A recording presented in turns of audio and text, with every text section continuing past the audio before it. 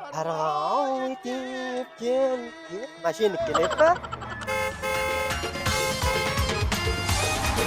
Seni ham ushlab kun bor ekan-ku. Assalomu alaykum Ahmad. Ha, shag'alamaysanmi? Shag'al bor menda.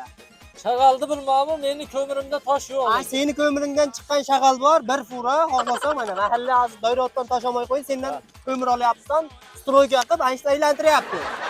Menga qarada sen. Shu gaz yoqqanni kasasi qormaydi deb noda sen aytmaganmisan? Sen ko'mirchisan-da har zaman, ko'mirchisan-da aytish mumkin-da. Ana, xohlasangiz duoibat qiling, lekin men uncha nesaga aloqam yo'q. Men duoibat qilmayman, xalq nima qilsa bo'ldi. Axir ko'miring qanchadan?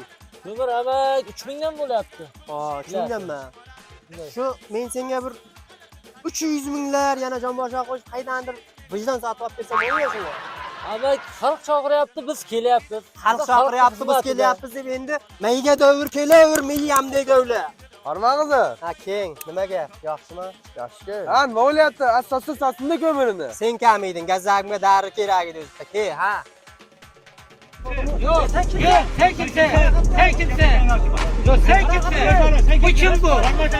Kim? Sen kim? Ben kim? Sen kim diyorsun?